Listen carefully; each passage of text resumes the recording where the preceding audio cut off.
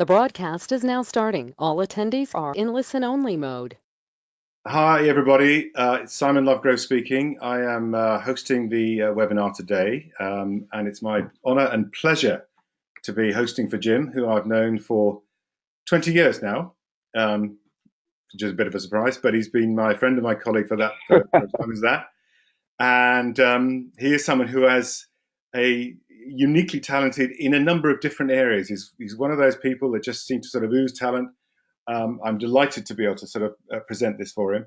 What we're going to look at today is one of the products that he's developed and one of the approaches that he's developed. I'm certified in it, and I've used it as a very simple tool to help people develop their emotional literacy. It's really good, and it's a very simple model which helps people to understand that. What else can I say? Oh, yes. He has a number of interesting credentials, having been an apprentice to Richard Bandler and developed amazing facilitation skills in that process, not least of which was facilitating Richard. He's also qualified as a medical doctor. I can't remember the status of the qualification, but he is a licensed physician, so you can come to him for all sorts of prescription needs if you wish. Sorry, I'm being silly.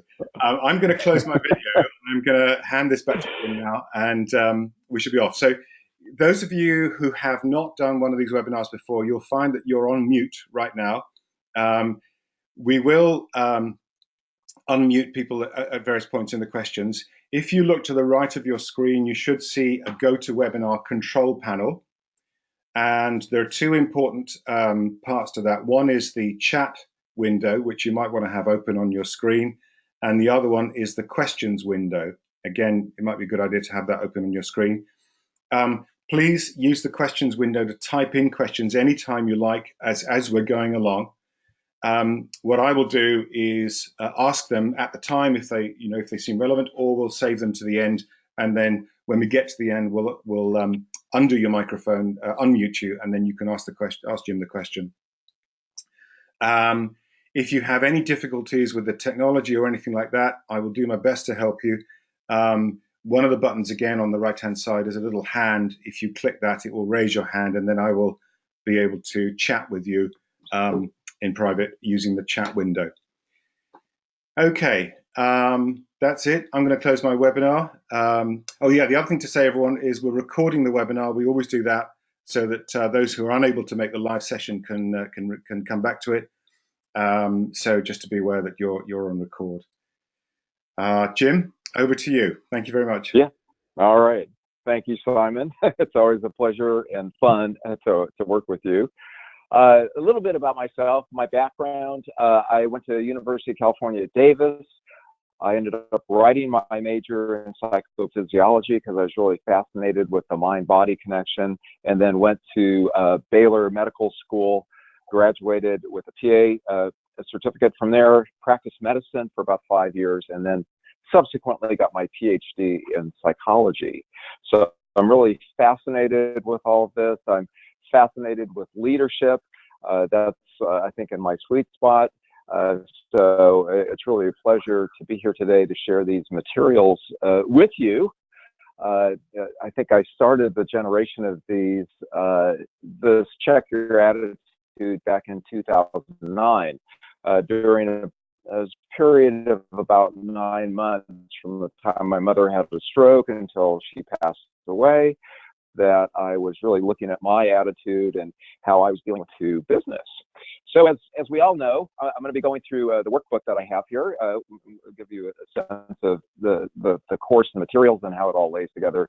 And ideally, at the end of this hour, you'll be able to take some of these materials and use them right away in your coaching session. I think we all know that attitude has a lot to do with how we are, who we are, how we interact with people at work and outside of work. And so this notion of our attitude, I remember one of the quotes that says, your attitude arrives long before you do.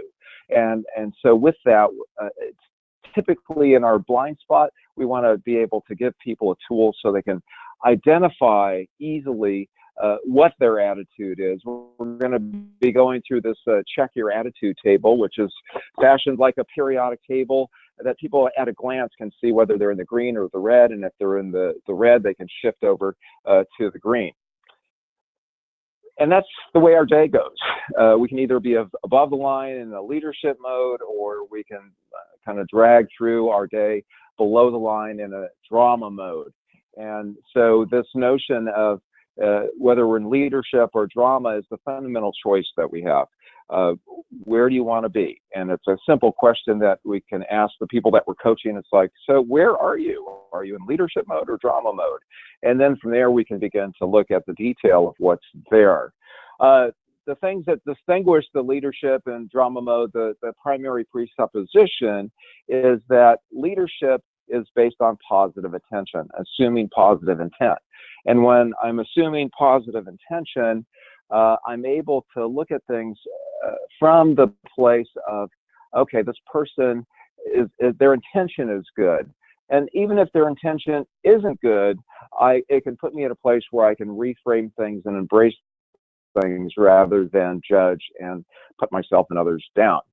Drama, on the other hand, is based on negative intention. And so when we have a negative intention, we're suspicious, we're thinking that people are out to get us, and that creates an emotional reaction to things that becomes a self-fulfilling prophecy. So each of these really are self-fulfilling prophecies. It's just a matter of which prophecy do you want to base your life on, or a particular situation.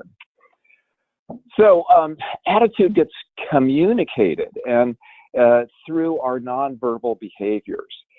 We can take the same words, and how we say those words and what we do with our body has a lot to do with the impact that we have. And so this notion of emotional contagion is something that we want to bring to our awareness, that our attitude can be unconscious to us, but it's being communicated through our body language. And very often, we're just not aware that we're even in an attitude. We're just kind of perceiving the situation. And so if I come into work and I smile and I go, oh, hi, the first person that sees me is going to go, oh, hi. And then they're going to turn to the next person and hi, hi, hi, hi. And that's going to spread throughout the office. If I come into work and I'm like, then, oh, you're going to see me and go, and then that's what's going to spread through the office. And so there we can have a situation where our attitude gets communicated very quickly and non-verbally throughout the environment. And this is especially important for leaders, because leaders are always casting a shadow. And so to bring into our awareness, what are the thoughts that are going through our mind? What are the thoughts that are in the background? Because we're communicating these through our body language and through our tone of voice, especially. We enter into these loops, and I'm sure you're very familiar with these, that I'll perceive something. For instance, if you're a bank teller, I used to do a course for bank tellers on how to deal with difficult people. There you are, you're having a good day. In walks the customer, they're having a bad day. They start pointing their finger at you and raising their voice. And pretty quickly inside of your mind, you go, this person is a jerk. And what happens after that? They throw their temper tantrum and storm out of the bank. But inside of your mind, you're like, oh, that person's a jerk. What a jerk. What a jerk. You might even lean over to the teller next to you and go, do you see what a jerk that person was? Oh, yeah, that person was a jerk. So if two or more agree it must be true, you have it firmly in your mind. Well, a couple weeks goes by, you're having a good day again. Guess who shows up at the door at the bank? And what's the first thought in your mind? That's right, there's that jerk. And you kind of do this non-verbally. If they come to my window, I'm just going to bop them one. I'll show them who's boss. But it turns out on that day, they're having a good day. Their hair is looking good. I haven't had a bad hair day in a while. But and they do come up to your window, and there you are like this. And they look at you, and they go, well, okay. And inside of your mind, you go, see, I'm right, they're a jerk, not realizing that it was your behavior that triggered them. So we want to be aware of the loops that we're in so that we can consciously choose the attitudes that we're going to, and the energy that we're going to be putting out into the environment around us. This work started many years ago with a colleague of mine. we put these two triangles together, the leadership triangle and the drama triangle. The leadership had four strengths: the visionary, about where we're going, the activator about how we're going to get there, and the coach to help us in our day-to-day, and then the mentor for the long-term professional and personal development. And down below, we have the drama triangle, where we have the victim who's helpless and hopeless, we have the adversary who would rather be right than do what's right, and the rescuer who would take over, and the cynic who's negative about everything. So we have these two triangles and use this model in a lot of our work very successfully. And one weekend I was hiking in Yosemite, and I thought, what's a way to represent a little more texture and detail in terms of the attitudes that we find ourselves in? And it was kind of funny, this idea of a periodic table literally popped into my mind. And it was so ironic because I hated that thing when I was growing up, when I was in school. I never could really understand it. And when I got home from the hiking trip, I just kind of brainstormed it. And with one of my clients that we've been working with the triangles for many years, at an all hands meeting, I put up my brainstorm table, and it looked something like this. It had the three rows and in some of the sub attitudes in between, and everyone got a chuckle. And afterwards, I was in Roger, the CEO's office, and I said, "Oh, I'll make a copy of that for everyone." And he said, "No, you won't." And I said, "What do you mean? I'm Dr. Peal." And he goes, "No, it's not a periodic table. In a periodic table, you take things from this side and you add them to that side to make stuff." And I said, "Roger, I know you're an engineer, but this is a metaphor." And he goes, "Nope, I don't buy it." So I got defensive. I think it's right there. And out of that defensive reaction, I did about 2 years of research. And I began to look at what's the relationship between these attitudes. And I refashioned the table to look like this. And where we have the meta attitudes in the two outside columns, the visionary, activator, coach, and mentor that lead us to be of service to ourselves and others. And then on the other side, there's shadows, the victim, adversary, rescuer, and cynic that lead us to sabotage ourselves and others. So the word sabotage is really interesting. You may not know where that word comes from, but it comes from the Netherlands. Back in the day when they were mechanizing the shoe factories, the workers became afraid that they were going to lose their jobs.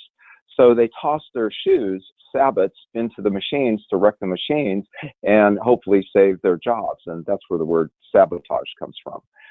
You can use that at your next party. Anyway, so we have the meta attitudes that lead us to service or sabotage.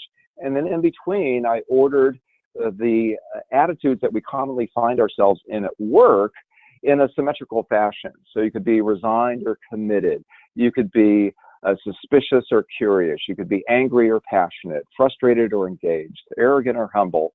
And as I developed this and talking with probably hundreds of people and other consultants like yourselves, put this model together.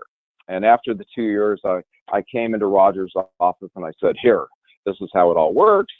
And he looked at it and said, "Okay." And this model, sorry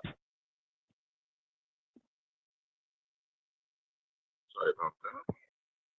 This model was born.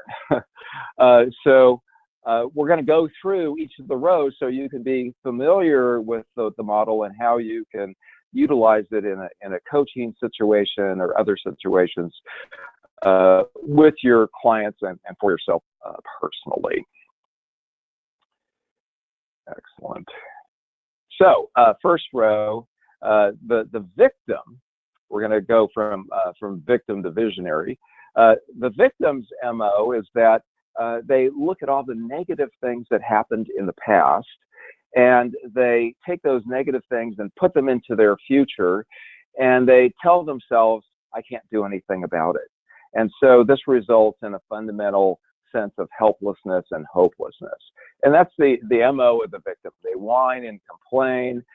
They never have any energy because they've given themselves up to the negative future that's based on the negative past. And so they're stuck.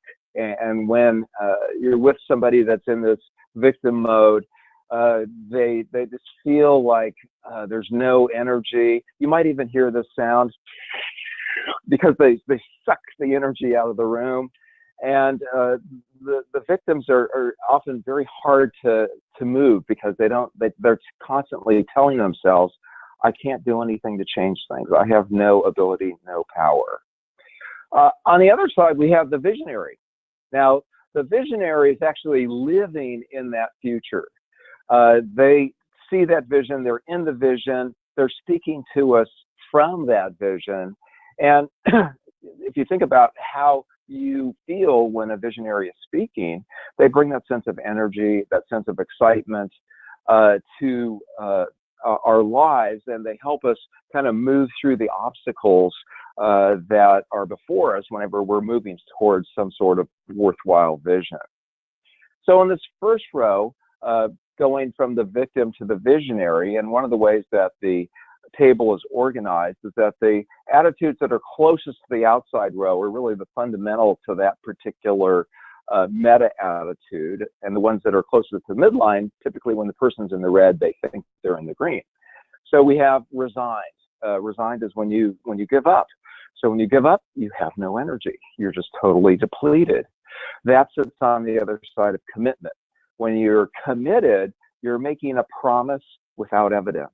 And if you think about all the things that you are committed to, or when somebody in a business sets a goal and they commit to that goal, you don't know what's going to happen. They don't know what's going to happen between now and completing that goal. And so that's what a commitment is. It brings us to a state of really moving forward, even though we don't know exactly what's going to happen. And sometimes in our wedding vows, we commit till death do us part. We don't know what's going to happen between now and then. But when we make that commitment, we commit to working on the relationship until death does us part. Suspicious. So when you're suspicious, it's like, oh, I just know you're going to ask me some tough questions. You're going to try to throw me off. You have this assumption that there's a negative intention, that people are out to get you in some way. And you're never really asked that question, because then you'd actually have to give up the suspicion. And that's why it's across from curious. When you're curious, you just ask the question that's on your mind.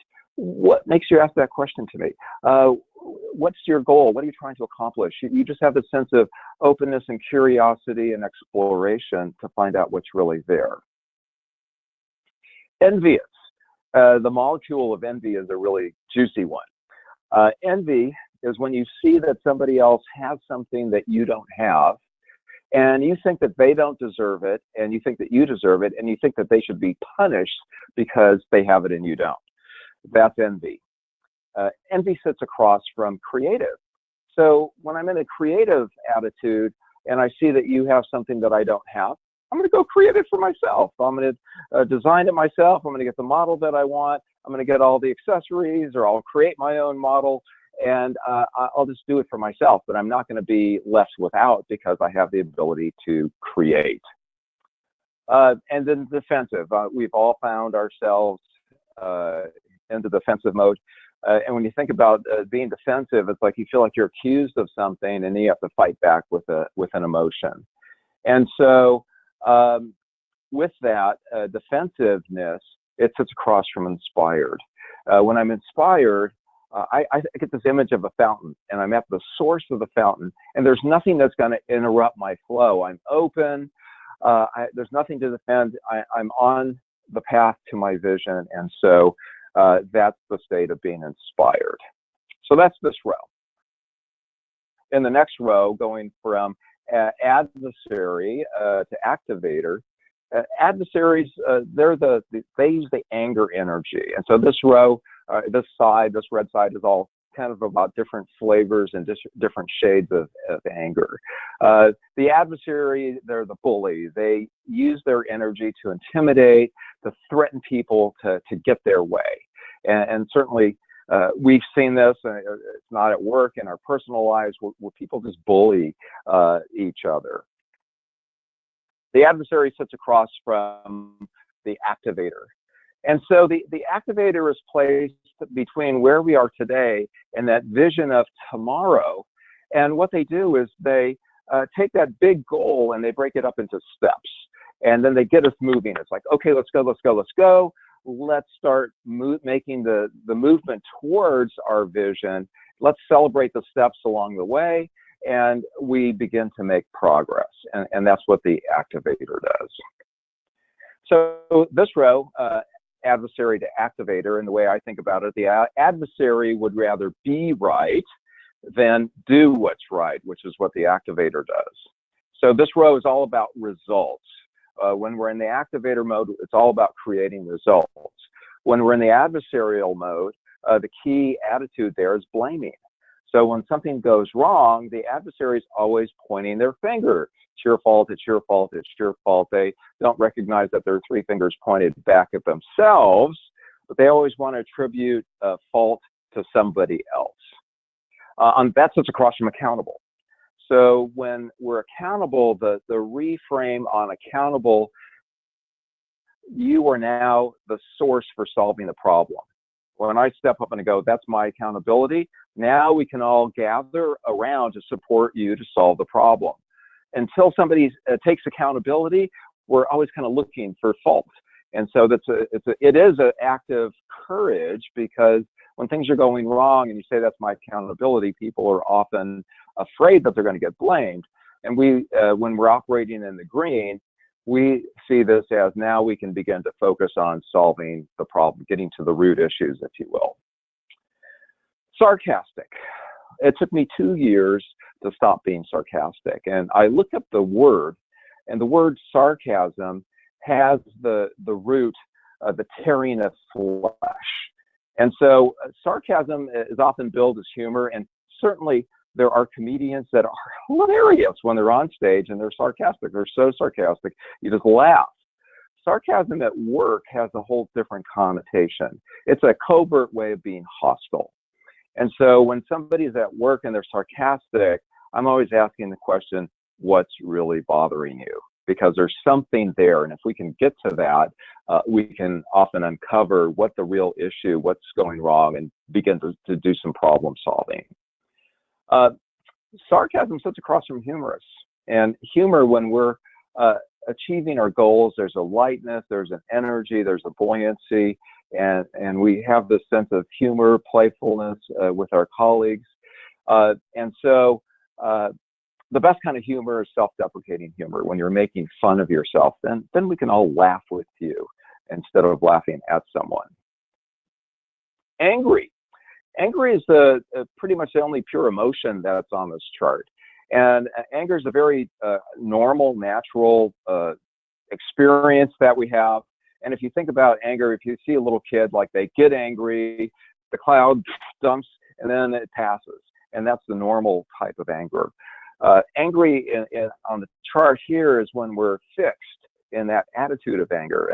And certainly you've probably met and worked with people they're just angry all the time. I had a friend like this, angry at the sidewalk, angry at the weather, angry at the traffic. It was kind of amusing at first, but after a while it was really, really draining. Anger is a very intense emotion, and as humans, we like intensity, and anger is a very kind of easy place to go. If we look on the green side, it's across from passionate. Passionate is an intense emotion that's moving towards the result, towards the goal. So when we're passionate, we have that energy that's moving towards results, and that's what's across from anger that's moving away from results. Frustrated. And when we're frustrated, it can be really easy. And as I said earlier, when you're in the attitudes that are closest to the midline, you probably think you're in the green. When I'm frustrated, I think that, the problem is out there, you're stubborn, you won't get over it, why don't you just, and so I don't realize that I'm the one that's given up, or I don't know how to get through this. That's what's across from engaged. When I'm engaged, I'm always looking for how to approach this, what's my entry point, so that we can begin to move things forward. Next row, rescuer to coach. The rescuer kind of looks altruistic in a way, but the rescuer is kind of looking for where they can step in and kind of take over. They would rather take over and get the credit than empower others. So when something goes wrong, a coach goes, oh, well, I can do that. And they push the person aside. They step on right onto the playing field. One of the issues is that at the end of the day, when it's time for credit to be given, they go, well, it's a good thing that I stepped up because they just weren't really cutting it. And that's the thing about the rescuer. They take over and then they hijack the credit. Coaches are great, as you know, because what they do is they engage you in a really direct and powerful way to fortify somebody's strengths. They'll reflect on what's going on, and they help you in your day-to-day activities. So the coach is right there next to you, kind of going, okay, how are you going to approach this? What if you looked at it this way? What if you looked at it that way? I see you doing this. Is that what you're intending to do? So they help us kind of think through our day-to-day challenges so we can become proficient at them and execute appropriately. So with this row, the rescuer is based in a superior attitude, and certainly we've had work with people that have this superior attitude. It's like, all right, what? Am I supposed to kiss the ring? There, does that make it better? So the superior, somebody in a superior attitude always looks down upon you, and that's the kind of basis of the rescuer. They see themselves as being superior. That's across from supportive. When I'm supportive, then I'm kind of one step behind you or beside you. You never see a coach on the playing field. The coach is always off to the side. So I'm supporting your success. I'm supporting you in the present day activities. You've probably heard of the book, The Servant Leader. This is kind of that concept that you're showcasing people and allowing them to expand and grow. Controlling. Now, we all have control issues, otherwise we wouldn't be coaches. Everyone that we work with, there are control issues. When you have control issues and you're in a leadership position, that's right, that's micromanagement. And so when I talk to a team and everyone goes, oh, my boss is a micromanager, they're always in the details. And then I talk with the team leader invariably will say, when I ask the question, do you trust your people? And they're like, no. Do you trust them to do their job? No, I have to ride closely. So controlling sits across from trusting. And if you can't trust your team to do their job, then you need to look at two things. Are they competent? Do they have the skills? And can you upskill them so they can do their jobs and you can trust them to do their jobs? And do they want to? Are they motivated? And motivation is really a leadership function. So looking at different ways that you can motivate people so they are motivated and they're competent and they can actually do their jobs, and that lets the leader step back. Hidden agenda. Hidden agenda is one of the features of a rescuer because they're never going to tell you what they see. They're never going to tell you where they see you struggling. They'll just take over and do it for you and then retain the information because that information is their power, and that's their hidden agenda.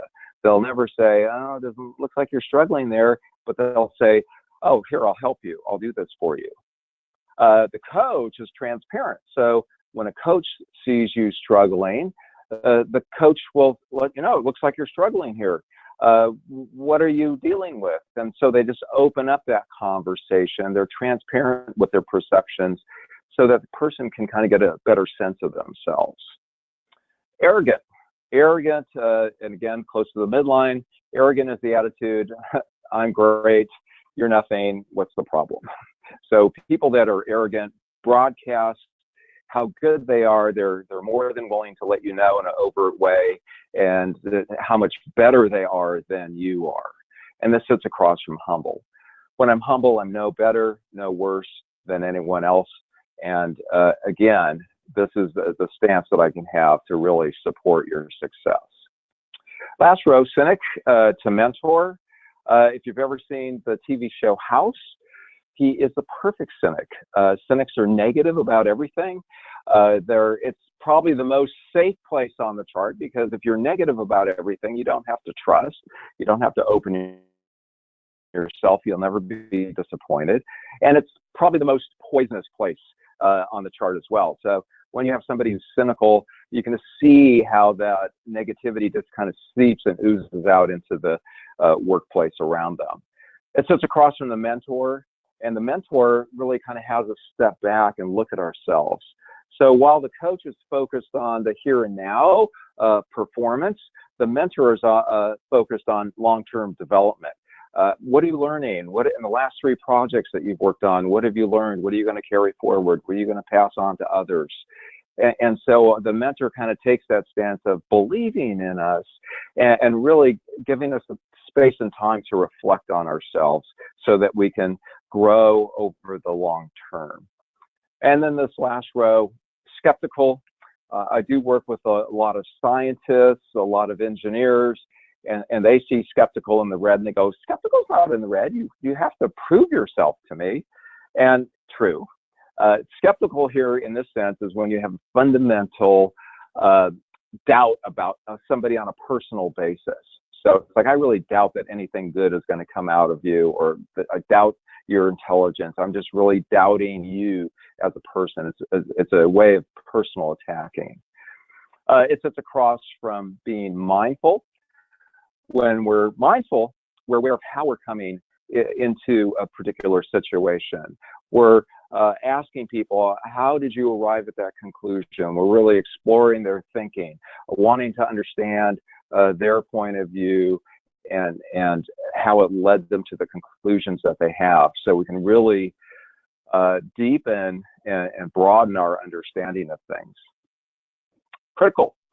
So when we're critical, we just tear things apart. It's like, that's all wrong. I can't believe you did your Excel spreadsheet that way. You know, it's just a total mess. And so when we're critical, we're tearing things apart, and typically it makes the person feel bad. One of my trainers, proteges, is a school teacher, and she says when we're critical with students, they actually stop learning. They pull back. And so it really stunts the learning process, and this whole row is about learning. So critical sits across from objective. When I'm objective, I can point out the things from a place of neutrality. And so I could say, you know, when I'm looking at your Excel table, the columns need to be formatted a little differently. You need to have the percentages at the bottom. The labeling needs to follow our template. I'm pointing the things out, but I'm doing it in a way that you can learn from what it is that I'm saying. Insulted. Insults live in the ear of the beholder. And so when we're insulted, we take what somebody's saying as a negative towards ourselves, and then we try to shake it off. But we've already accepted that and agreed with, in that sense, that negativity. It sits across from confident. When I'm confident and you make a comment or criticism, I can hear it as your point of view. I can actually be curious about it. I'm not taking it as the end of my career, but that we can, I can learn from it, and I can at least learn what your perception is. And I'm able to embrace what it is that you have to say, because I have that foundation of confidence. And judgmental, this is when we just tear things apart. It's like, this is stupid, it's red and green, what is this, Christmas time? And you just, you know, tear things apart in a way to make them wrong. And judgmental sits across from accepting. So when I'm accepting, it's like a card game. I have a 2, a 4, an 8, and a 10. And it's like, what am I going to do with these cards? So when I'm accepting, there's a future. I'm looking at what's there. I'm not trying to spin it in a positive or negative. I'm simply there to move it forward. Jim? Accepting is, yeah. Oh, sorry, go ahead. I thought you. I'm just going to make one last point. Accepting is different than resigned. When I'm resigned, I've given up. When I'm accepting, I'm moving towards the future. And so that's the table in a nutshell, so that you can have an understanding of how these attitudes are all connected to the meta attitudes in the outside columns. Is there a question? Yeah, there was a question. So this is from Raphael, and his question is, what is the order of the positioning of elements in the row from outside to inside? Is inside less representative than the outside? How does that work? It's less representative. No. Yeah, of the meta attitude. That's the well. It's the what's the rationale? What's the if you like the rationale or logic for the order and Oh, horizontal? oh, okay. Well, the order is so they're in a symmetrical relationship. The ones that tend to be on the outside columns next to the meta attitudes are the ones that are fundamental to that meta attitude. And the ones that are closest to the midline are typically when people are in those red attitudes, they think they're in the green. And so that can be deceptive. They're not, there's not a judgment in terms of significance. It's just more the relationship. Okay, okay. So I've got another question. This is from Inga. Inga, I'm just going to unmute you, if that's okay, because then you can ask the question directly. Okay. Go ahead, Inga. You're ready to go. Hi, Jim. I'm really enjoying Hi. your webinar. However, I've got one question. You said something Okay. about the rescuer, that rescuer Yeah. is all about taking and hijacking credits. Right. I'm buying it. However, I was told that rescuers are more about lacking the trust. So I was just wondering where this notion that rescuers are interested in credit comes from. You know, just to back up the knowledge if I ever use it, yeah? Right. Right. So the rescuer, they need to be needed. And so they're looking for situations where somebody is struggling. And so in looking at where somebody's struggling, then they see, oh, there's my opportunity there to step in, especially when I know something that's going to be able to solve their problem. But I'm not going to tell them, you know, I'm not going to pass that on to them to make them successful. That's what a coach would do. So a coach kind of sits with, I'm going to tell you everything that I know to make you successful, where the rescuer holds back and they'll want to step in and take the credit. It's like, I'm the one who knows, you don't know, step aside. And then they are self-praising themselves at the end of the day. Versus a coach gives credit. You know, coach will always talk about how great the team is. Coach never talks about what a great coach they are. They always talk about the players. And so that's one of the other differences between the rescuer and coach. Did that answer your question? Okay, yeah, thank you. So Jim, Okay. I'm going to unmute Thomas. He's got a question, but you may want to say, actually, I'll come to that. Thomas, your microphone is open. Do you want to go? Thank you. Hey, Jim, some fantastic stuff. I love the work you've put into this. What would be helpful to me is kind of like walk us through, there's two questions. One, walk us through how you use this tool in the assessment and goal setting phase with a client, and then how do you use this on just a day-to-day basis in an executive coaching engagement? Okay, so in general, one of the ways, you know, I give an introduction so they understand the organization of the chart, and that for them, the emotional intelligence, self-awareness piece of this is that how do you know when you're in the red? So you can identify those kind of physical sensations or internal dialogue, and then where are you? And then to pause for a moment and shift into the green before you engage. And that's kind of the key exercise, if you will, the key practice around impulse control and emotional intelligence, which is recognizing the negative impulses that are there, because we all have them, and to pause for a moment and kind of ask, okay, where am I trying to go? What's my overall intended outcome? And then to select, it doesn't have to be a symmetrical relationship, but select one of these in the green that you can go, okay, this is where I want to come from. And this helps shift the person out of a negative state into a positive state. So whether they're at the beginning of a project or problems and issues, that's another primary place where people can utilize this. It's like when a problem comes up, then where do you go into the red?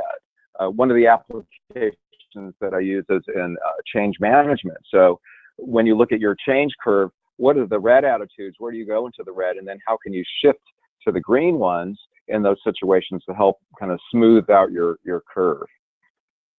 And your second question, can you just repeat that again?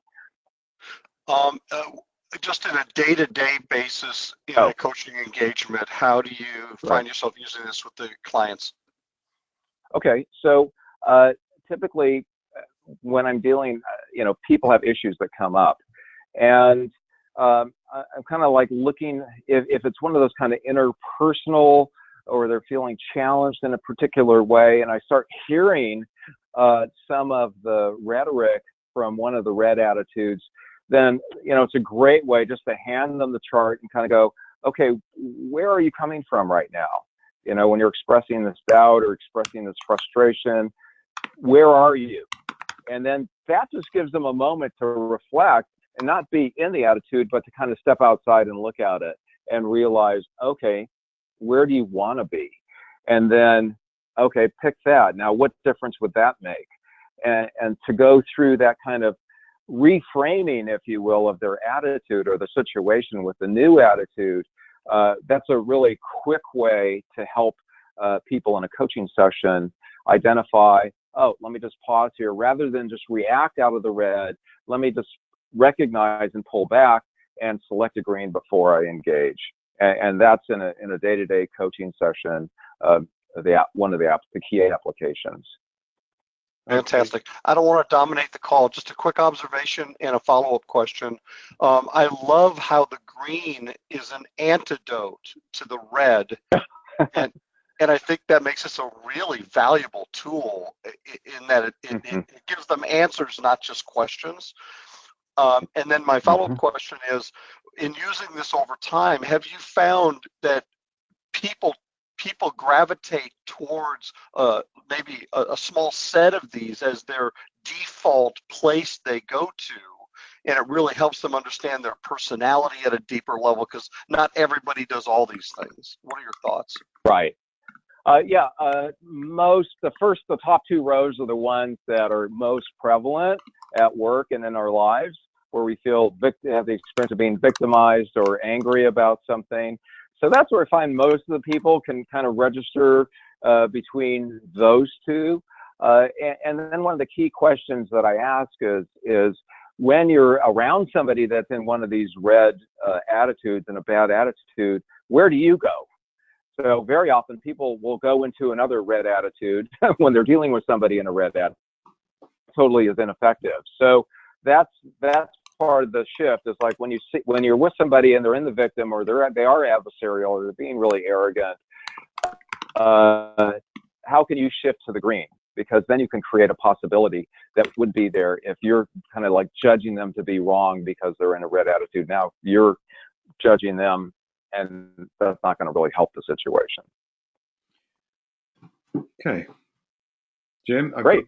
How are you okay. doing? You okay for time? I've got a couple of questions here. Yeah, no, we're good. This was all okay, about great. questions. All right. So Bertram, I'm going to unmute you if that's okay,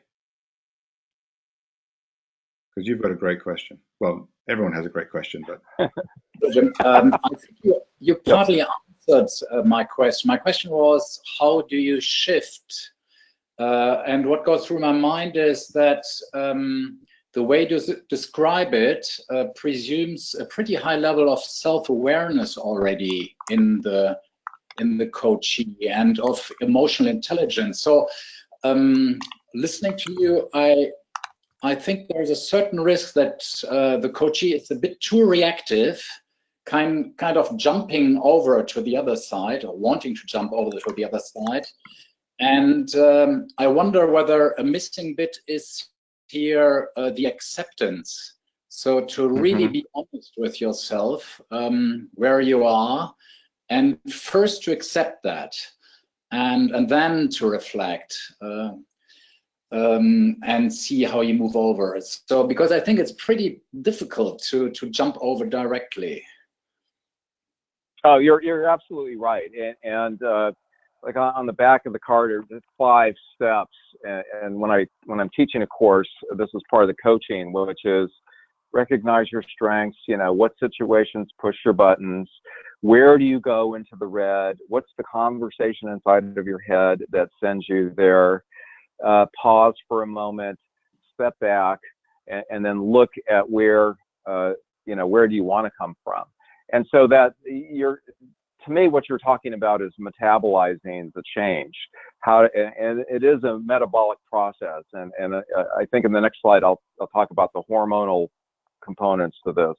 We do need to recognize, and there can be a lot there. And depending on how you're experiencing a particular situation, could be a lot of depth there, as well, in terms of what they're experiencing and giving them the time to go through that.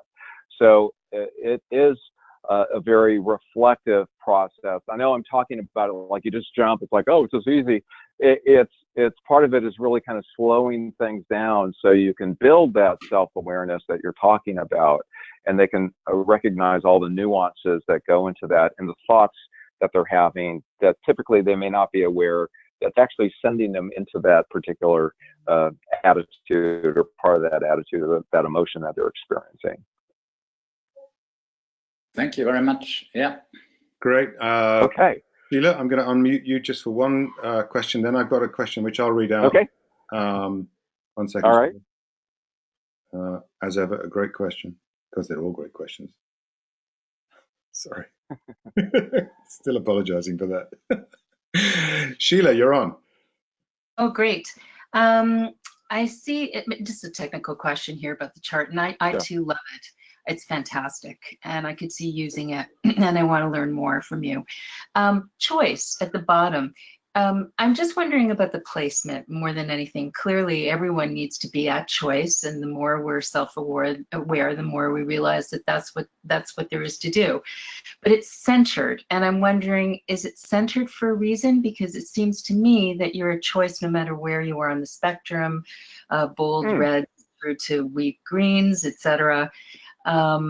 So wondering about the placement of that word. I love it. I love what you said, because it's actually true. And I think when we're in the red attitudes, we don't realize that we're choosing them.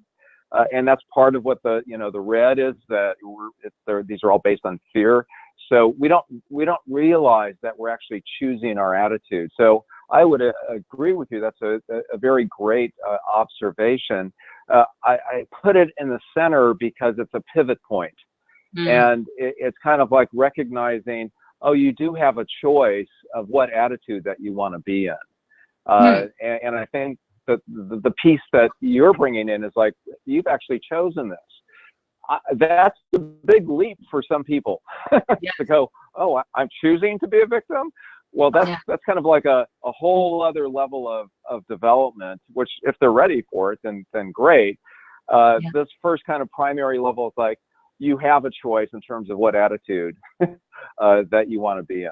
So I think there's a depth there that you're talking about, which is fantastic. I think as the previous person was saying, if they're ready, if they're at that level where they can recognize, oh, I'm choosing to be a victim right now. That's a very high level of functioning versus going, oh, I'm not happy. Where do you want to be? It's your choice. Do you want to be curious? Do you want to be humorous? Or where is it that you want to go? What's going to move you forward, right? Jim, I just wondered in your next iteration, if there is one, the next version, if choice isn't so much listed at the bottom, but somehow, and I don't have the answer yet because I've just thought of it, but it's more pervasive. Like it's the air we breathe, it's the background, or it's an animated something or other that where when choice gets activated, all of a sudden there's a dynamic as opposed to a static laminate. So just some things to think about. But and like I said, I just love this. I think it kind of choice represents the white background, which goes around all the attitudes. It's the backdrop that we're experiencing from. It's kind of like when we look at the chart, we're looking at the idea is to kind of get that person so they can recognize they do have a choice. So I love that it's the air that we breathe. It's everywhere. It's everywhere. Yeah. Thank you so much. Okay. Question from, I just don't want to be mindful. We're on 9 minutes to go now. So those of you who've got a hard close at the end, I want to make sure we cover everything. But I will ask two other questions. One is from Alexander Abram. Okay. Where do I place the attitude of inclusiveness? Thomas made a comment. hang on, I'll just give you the whole lot and you can do what you like with it. Thomas made a comment, choice goes both ways. I replied to him, true. Yep. Same for skeptical. Yep. And then Ada Fries is working on awareness to make the choices. Great, some nice comments there. Thanks, everyone. So Alexander's question was, where do I place the attitude of inclusiveness? So inclusiveness it comes in two places in the green. Certainly when we're in that pure visionary state, we're at the 50,000 foot level. We're looking at the entire globe, if you will, a universe of thoughts and ideas and where we're going. So that's one place where inclusiveness would take place, that I'm seeing the whole. And then the second place would be in the mentor category of being mindful.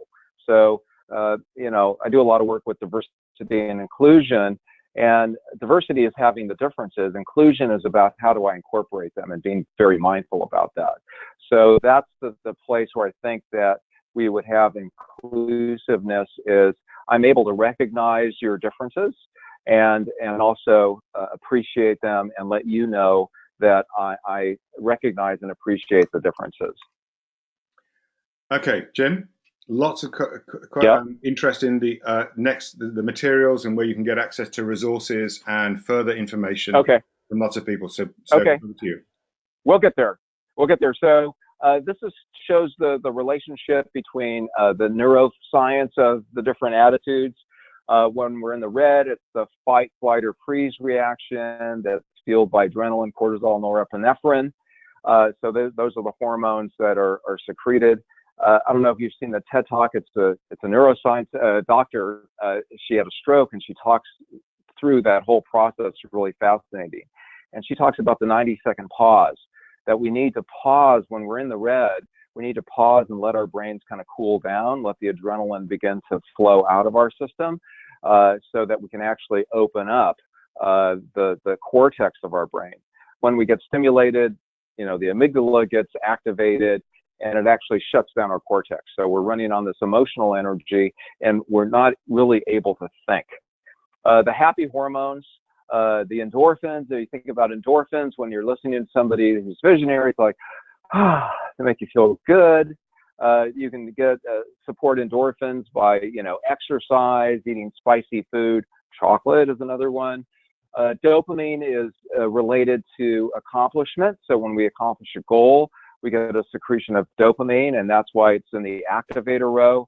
Oxytocin gets released when we have some sort of physical contact. So whether it's shaking someone's hand, or at home, you know, getting a hug, it gives us that sense of well-being.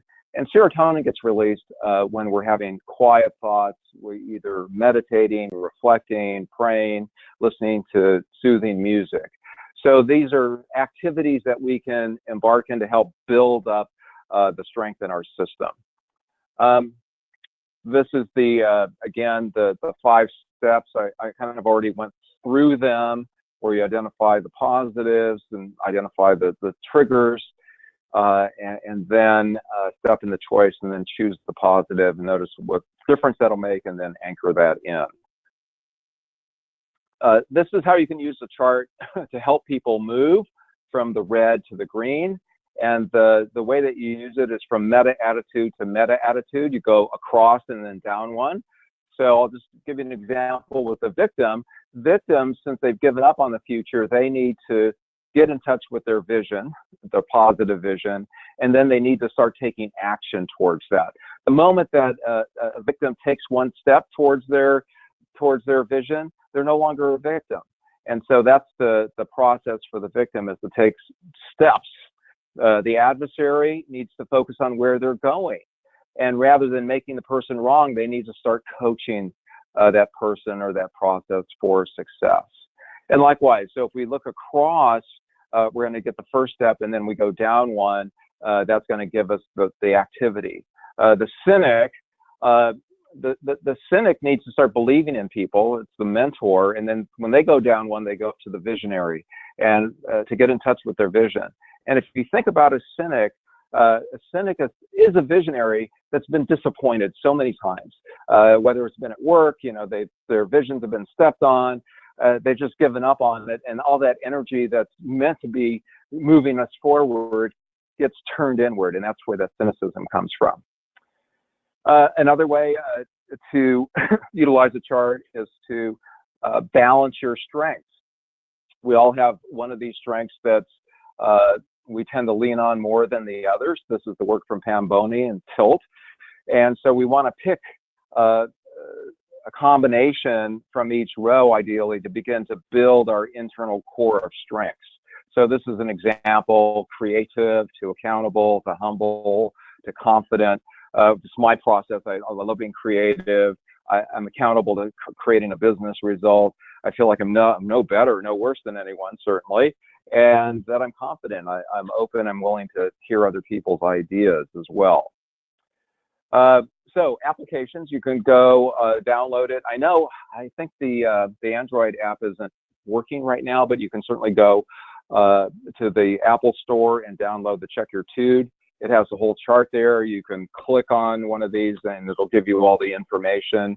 The book as well gives you information about each of the attitudes, details like how do you recognize it, how do you realize what's going on, and how do you move it forward if you're in the red, and if you're in the green, how do you balance that? It's all online. Checkyourtude.com gives a chart and all the detail. If you want some exercise in terms of just kind of reframing your brain, check your attitude today. It will pop up the chart, and then it's a word association. So it'll have a word there, and then you just kind of say, where does this word take you, and then how do you improve it? And it just is a way that we can begin to make these shifts towards the positive. And then it'll give you a printout in terms of what's the order of strengths that you have, and what are some words that you can use to really help you be effective. I have the course online, so Check Your Tude online. That's if you purchase the book on Amazon, and then it'll have use your receipt code. You can go in there, and I have the whole course laid out for you. And then I also do certification. So if you want to get some of your ICF hours, you can go through the certification program and then be certified to lead these materials. Great. This is Indira Nui. Indira Nui. Sorry. She is the CEO of PepsiCo, and her father told her when she was moving up, assume positive intent, and that's what's allowed her to be a very radiant leader. Never too late to change your mind. All right. Any other? I think we're almost at the time right now, or we have a minute. I'm just going to unmute everybody, which is a very dangerous thing to do. But if you've got any comments, please share. Let's do that, and let's see what happens. Oh, it's not happening. It's not happening at all. There we go. Thank you, Jim. This was very inspiring. I'm Rafael from Poland. Great to listen to all of this. A lot of new inspirations for my practice. Thank you very much. Brilliant. Thanks, Rafael. Oh, you're welcome. You're welcome. I don't have it. I do have all of this in German and Spanish, but I don't have it in Polish yet. So if you're interested, let me know. Thank you, Jim. This is great material. This is Mate from Seattle. Thank you. Thank you very much. Yeah, I was supposed to ask you about the slides, but I guess that all the information's in the book and on the course, so you don't need to send the slides. Yeah. Okay. Yeah, I typically don't send the slides, but you can get everything if you just go online. Yeah. Great. Okay, everybody. Well, look, thanks for that. We've made a choice I can see a few other comments and questions coming up, but if you want to say anything or just shout, please do, or you can mute yourself back, and that's all good. So I think we're on the hour, just over the hour. Okay, great. All right. So look, everybody, thank you for today. Thanks for your attention. Please do go to the website and look at the materials, use them, and enjoy it. So the more this spreads, then the more we're happy. Thanks, Jim. Exactly. Thank you, Simon. Take care, everyone. Thank you all for your questions and interaction. Okay. How do I end this? All right. Thank you. Bye. Bye. Bye-bye. Bye-bye.